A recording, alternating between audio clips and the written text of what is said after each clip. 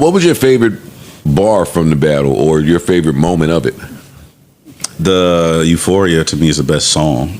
And you talking about that battle? What's up, everybody? Welcome back to another episode. Please like the video and subscribe.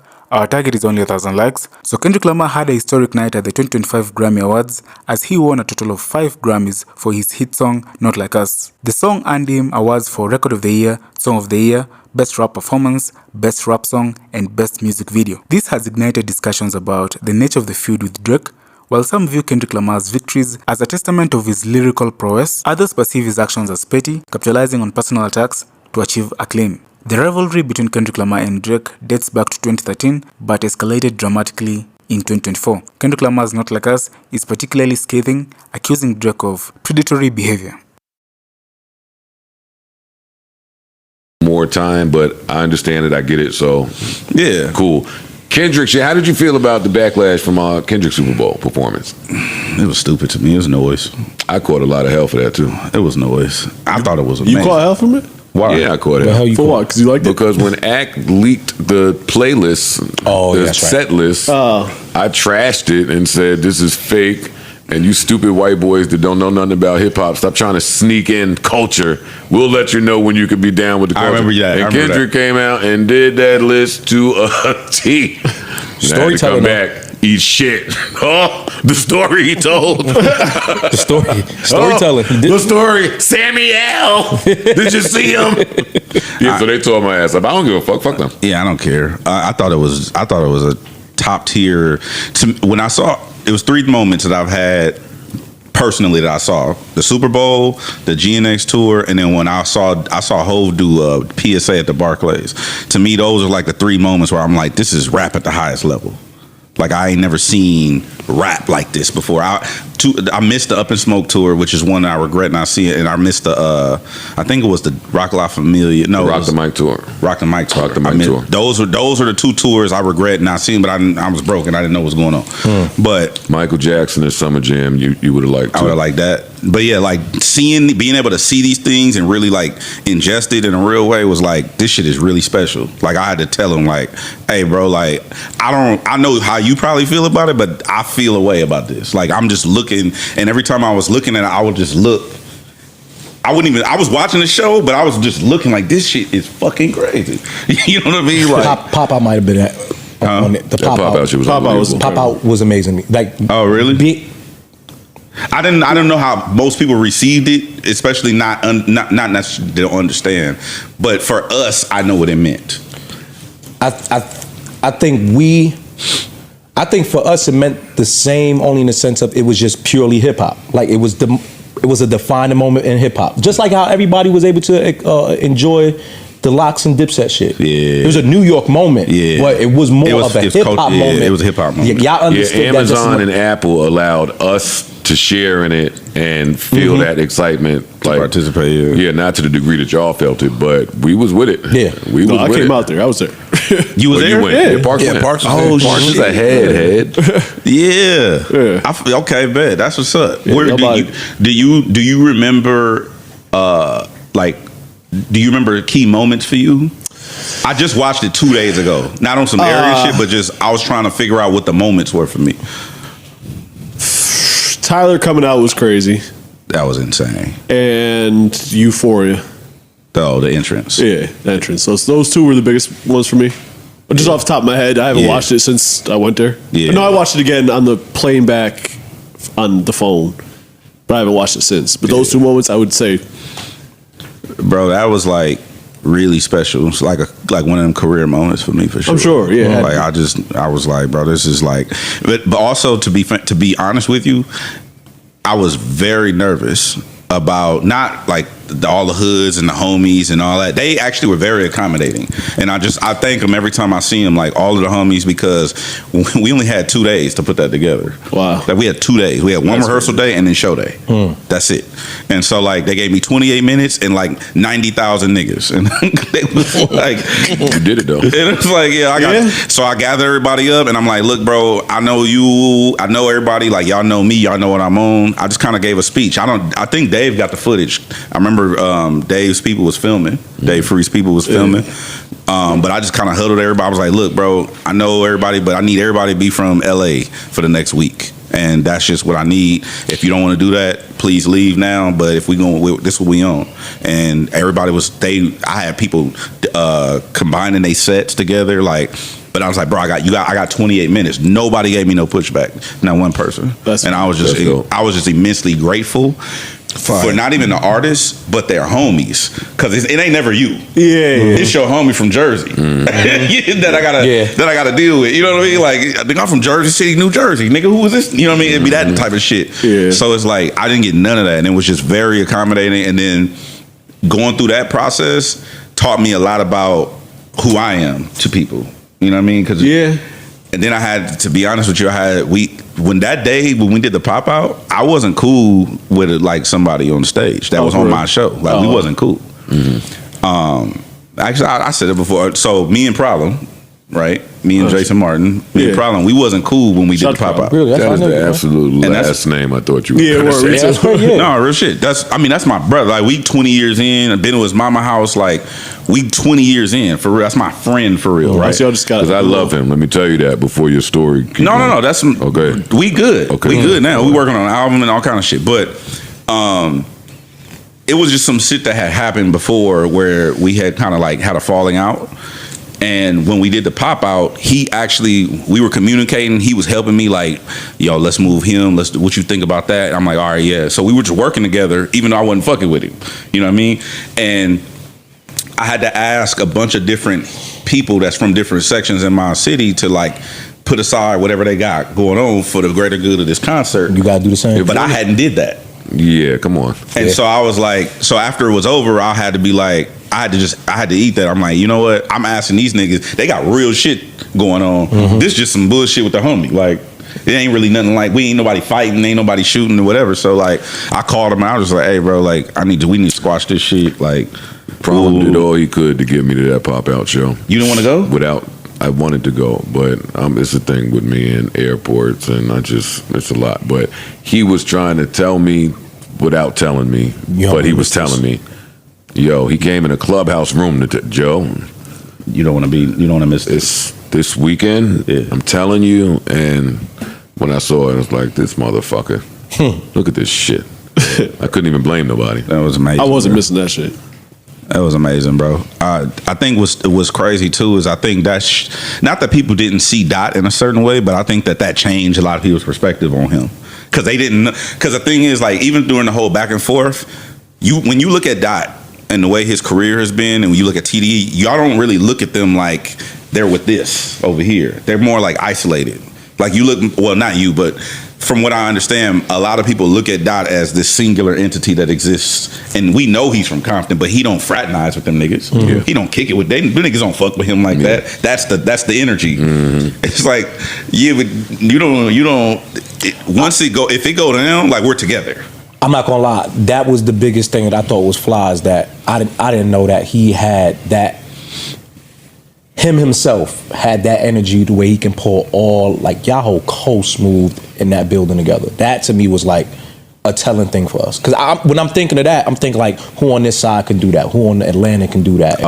Certain people. So when I was thinking up on the West Coast, I always think of Snoop. I always think of Snoop. Not just. It's certain people that got that can do. Dog has done some shit. Yeah, no, that's what I'm saying. Those are people that I feel like when they call, yo, I don't give a fuck who beefing. Shut this shit down. It's time to pull all shit together. And Kendrick doing that was like, all right, you just a different type of animal. Yeah, like, I didn't think he had that. I didn't know that. See, that's the narrative. I think it's easier to do out here in the East Coast. I think it's easier to do maybe even down south. Y'all, some of them niggas got 30 and 40 year beefs. You know what I'm saying? And they put that shit to the side for a greater good. Like, I think it's easier to do out here. The problem with out here is everybody on too cool shit. Yeah, but that too. Them niggas be like, yo, I gotta stand on the stage with a nigga that might have killed my homeboy. Like, I can't. Yeah. I mean, there were like a couple of people that like was like, hey, we gonna do this, bro, and then they left. You know what I mean? Like, we gonna do this. It's gonna be good. And then they was like, all right, I'm out. I see y'all niggas. It's love, but I gotta go though. Yeah. But you know, y'all. I won't just say LA, but y'all West Coast OGs, no matter what generation, is always treated and revered as OGs. Like Yeah, when we they step don't- in the room, it's always respect. It's no level of y'all out with the old and with the new shit. I don't feel like every other coast kind of moves in that same fashion often. No, that's not true. Yeah, that's not true. That's not true. In Atlanta, I think Gucci is like Gucci probably get a statue before like the mayor in Atlanta. Like Okay, Atlanta, Which is why I said he should be on the board, by the way. Yeah, Atlanta. I you know what I'm agree with saying? Atlanta. Like agree with I think Nas niggas out here too. yeah, I Like think with New East York, Coast, like it's Nas, East bro. Coast. Like I who ain't don't talking- fuck with Nas? You talking about street niggas or rap niggas? I'm talking about people that still tapped into the Yo, believe coast it or not, that way. there are people that don't fuck with Nas. Yeah, like Believe it or not. Yeah. Really? Yes. Yeah, like I don't think right now he can. Some of them get work here. The youngest to the youngest person to pull up and give him that level of praise and Okay, I see what respect, you're saying. like a Snoop could in his coast. Yeah, see, like, Dog. If Dog put the call in, the niggas was pulling up. everything. Everybody I don't- pulling up. Jay, you know, Yeah, out here Jay. is that, of course. But I think besides that, I don't think there's nobody else. But see, to your point though, I look at Jay as the same way as I look at Dot, whereas they just exist as these figures of culture, but people don't associate them with the YNs. Right. Like they don't. You don't never. You like if you saw Birdman and YoungBoy talking, it's like that makes sense to you. Right. If you see Hove and YoungBoy, like, oh yeah, I talk to YoungBoy once a week, that would blow your mind. Yeah. You get what I'm saying? Because he's not associated in that way with these types of individuals. I agree. But you would be surprised that these niggas really like fuck with each other, but it's just not front facing.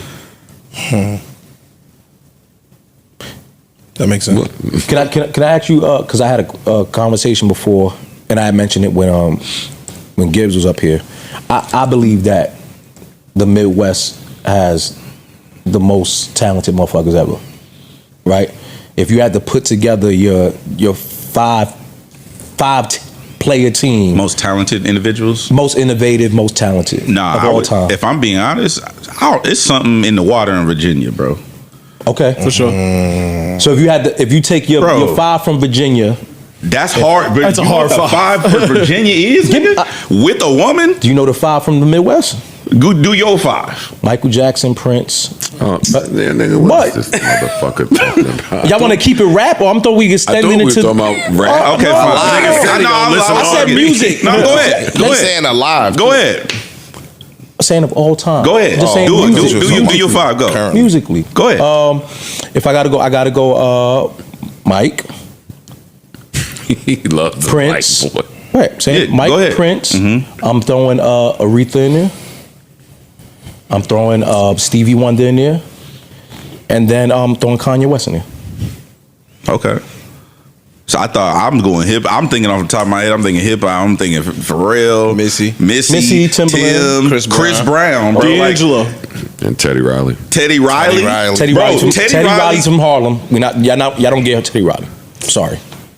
Teddy Riley is from Harlem. Swap him out with D'Angelo, though. You good. Okay. No, where's Bro, Telly Roddy claim? Just Pharrell, Timbaland, and Chris Brown.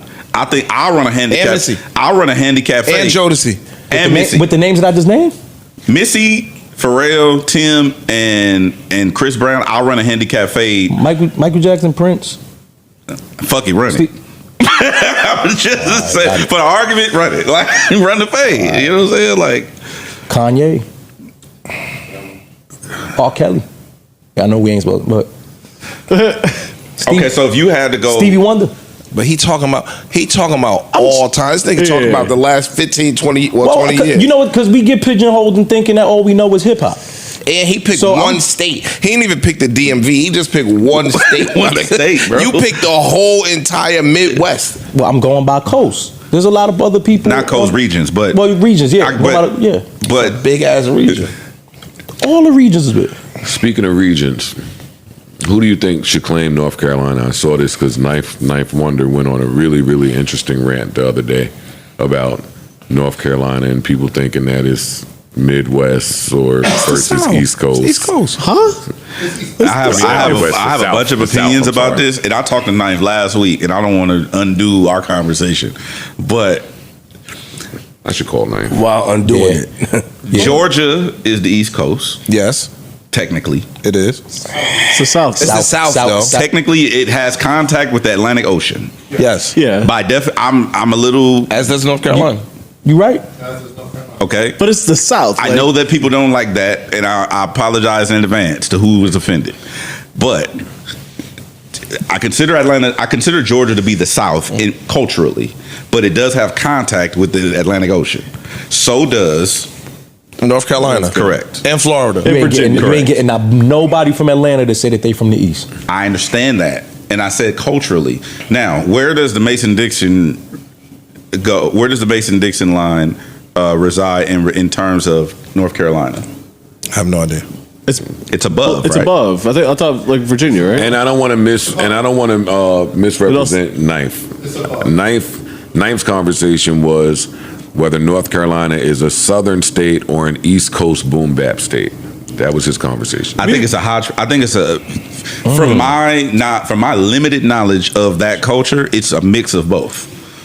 He goes on to say, just like Midwest is a mix of the Bay Area and it's more southern to me. Before hearing any thoughts, I would say that musically, sonically, I guess it resembles more southern, boom more bap. Geechee. Shit, I think it's a lot of Geechee shit. He says North Carolina and basically every state in the southeast corner of the U.S. below the Mason-Dixon was influenced by New York hip-hop and hip-hop out of the Northeast in the 80s and early 90s because that's where a majority of the music was being made and put out. But to get even deeper than that, of course, Knife is going to get deep. Yeah. The drug trade on the I-95 corridor was really the catalyst because North Carolina was the halfway point or a good stopping point between New York and Florida. For sure. It's a fact. Another catalyst in the number of black colleges that's here. We are second behind Alabama in number of black colleges, meaning a lot of kids bringing music from up top down here on tapes before it even hit the stores. He's right. But the genealogy, I don't even know. Genealogy. Genealogy of Ology. allergy of boom bap starts with James Brown, who's from Augusta, Georgia, and the infamous Four on the Floor, Al Green, drums by Willie Mitchell from Memphis, Tennessee. He's getting deep. But truth be told, boom bap as the kids know it as a sound really didn't start until the early 90s because I don't consider Larry Smith, the Bomb Squad, Rick Rubin, Herbie Love Bug, King of Chill, and tons of other 80s producers, boom bap producers. Fair. Credit the origin of boom bap being able to manipulate the drum break in pieces to Marley Marl, who was totally different than the other producers from the 1980s. True. Then Large Pro, and so on. I think he's saying some term boom bap that's used by youngins as a blanket statement to describe East Coast and New York when it's not true at all. Songs like Mine Playing Tricks on Me, Mr. Scarface is back, using classic drum breaks that New York producers were using, and that's coming out of Houston in 1992. But kids believe that everything, I'll wrap up soon, but kids believe that everything prior to the South's hip-hop takeover that came out of New York was boom bap. Well, they use the term boom bap as a way to say, oh, that's the old style, like the style that New York. People ask me what to do. People ask me, what do I teach in my classes? This is only a small portion of what we talk about, history and audio genealogy. He's a professor? Yeah. Shit, if he ain't, Shout to Knife. He teach courses. No, He's been doing this for a while. It sounds like it. Yeah. There's three people I don't go against: Snoop Dogg, Killer Mike, and Knife Wonder. I don't. Not finna. Yeah, Knife is different. I don't go against them. Yeah. If Knife tell You me, gotta listen and learn. yeah, if Knife tell me I got on a Blue Jays jacket, I got on a Blue Jays jacket. That's how I look at it. I'm not arguing with that man. he bodied that. Yeah, he bodied that. Yeah, he did. And I just thought it was interesting. The I-95 shit was It's amazing. Interesting. If you know, what was your favorite bar from the battle or your favorite moment of it? The Euphoria to me is the best song. And you talking about that battle? Yeah. Euphoria was the best song. I like the why would I call around trying to get dirt on niggas? Y'all thinking my life is rap. That's whole shit I gotta set up and raise. Yeah. But you don't know nothing about that. To me that was like, ooh. Cause, that was a case. So Before this incident with Kendrick and Drake, you didn't have any issues with homie at all. Did you know him? no, I never met him. So you just chose to stay on the side because of LA. Yeah, bro. Yeah. So I learned that from what Glasses calls it street urban culture, right? Which is what he quantifies as hip hop. But I learned that I don't agree with it, but I was conditioned to believe that right or wrong, we together. True, but that's a street mentality. It's like when we go out, we all leave together. I might call you out behind the scenes, but in the public, we together. We together. Yeah. So I agree with that.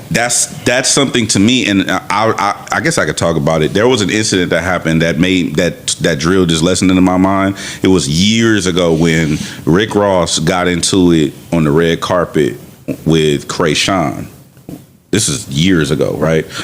She's a white rapper and whatnot. Okay, so the homie Stretch, he from Seaside, that's towards the Bay in California. He's like our brother. Stretch managed her.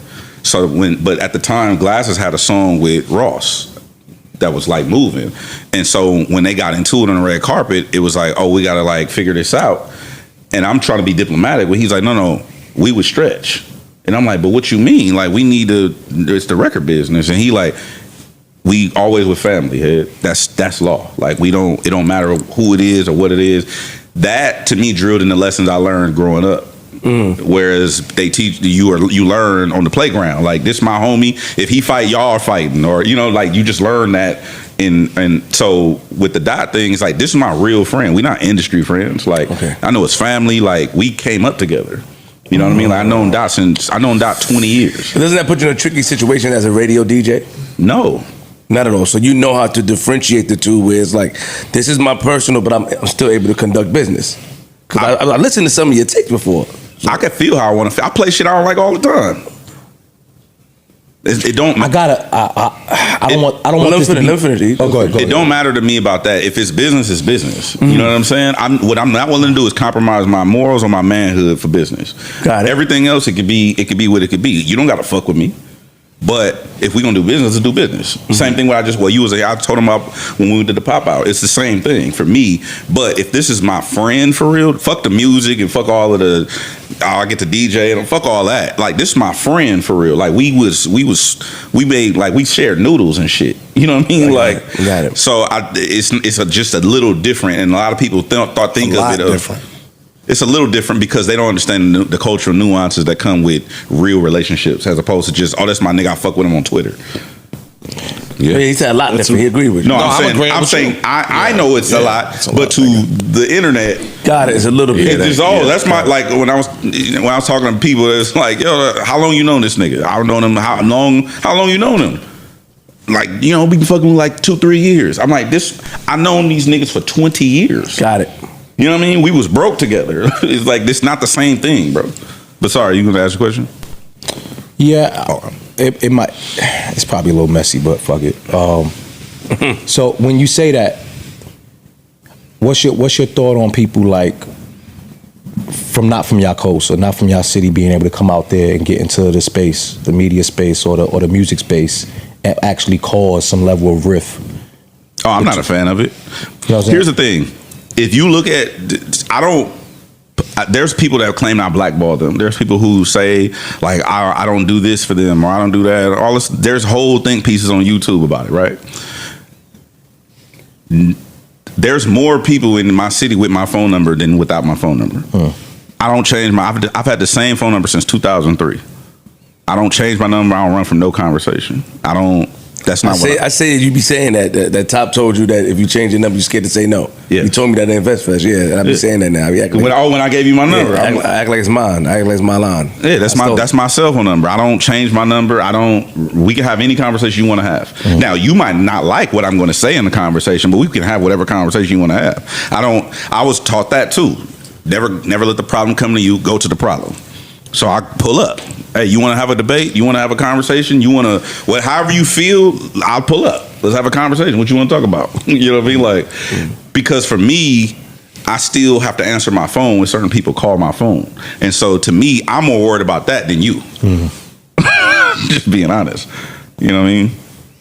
What is your feeling about all of the bot accusations? Oh, the bot shit? That's honestly on all sides. The bot shit has been going on forever, and it's not gonna stop. I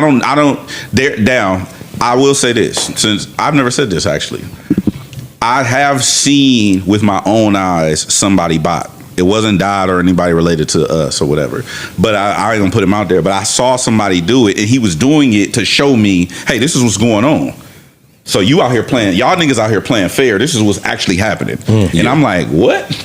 You know what I mean? This is like 3 years ago. Like he's like, hey, this is what's going on outside, fool. And he called the dude. He called the white dude. The white dude was like, yeah. So give me an artist.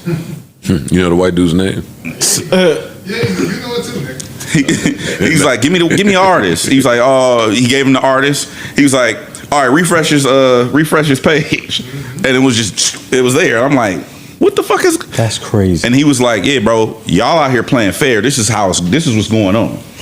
And he did. I will say this. I've never said this publicly, but he told me there's 2 artists that he knows for sure that doesn't bot.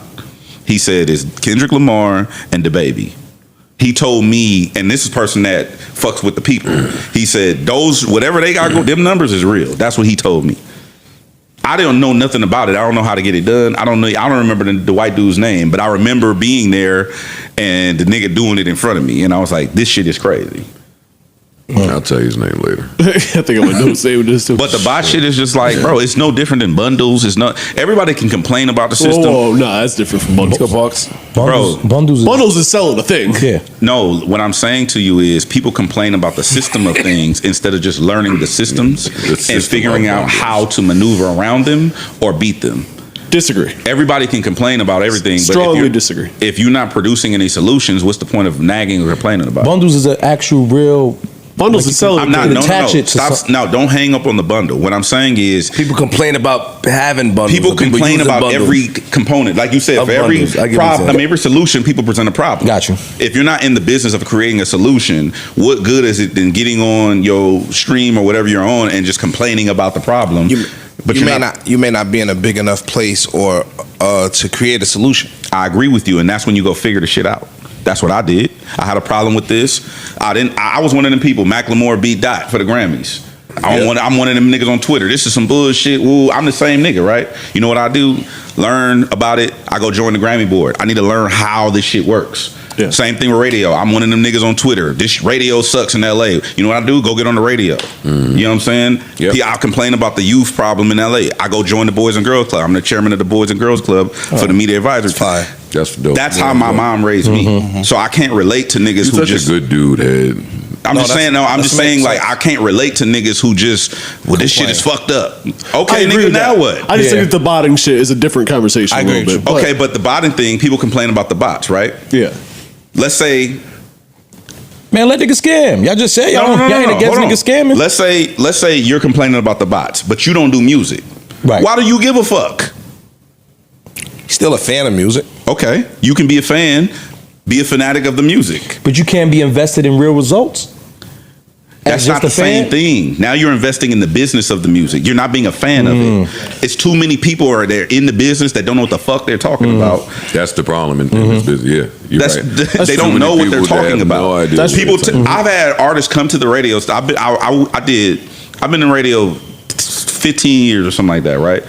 I worked on Big Boy Show. I did 3 years there. Then I got my own show. I did that for 4 years. Now I did my own show with Gina 2. Like, I'm really, so people will come to the radio station. I've done every facet of it: internet, satellite, terrestrial. Right?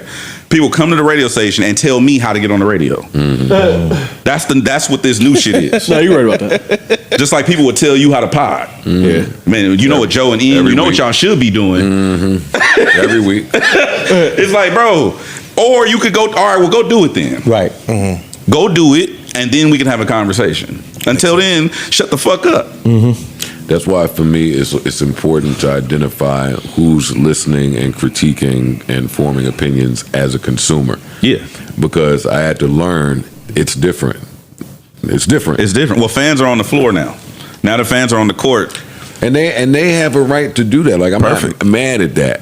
But how I hear it, it's just because I'm jaded and been in the business for so long, it's just different than the consumer. Right. And it took me a long time to be able to put myself in consumer mode. Facts. Too. But that's a compartmentalization I was talking about earlier, where you asked me how I listen. It's 3 different ways I listen to music. When the people play me, if you play me a song, like you play me your record, I'm going to say, all right, what do you want me to do? before you play it. I want you to tell me what's wrong. Or you want me to critique it? You want me to just hear it? Or do you want me to tell you how to monetize? Like, what's the goal? Yeah. And then I listen to it because I have to program beforehand, if that makes sense. Makes a lot of sense. That's just how my brain is set up at this point. I can't just passively listen to shit and then form a dumbass opinion about it, and that wasn't even your goal. I can be like, yo, E, this song ain't gonna do nothing with the girls. It's like, nigga, this is for the block. Yeah. It's like, nigga, now you just gave me a bullshit critique for no reason. It's like, that's stupid. That's a waste of time. We up here recently. Ish played a fire ass sleeper that we learned was AI. I purchased a album that's nothing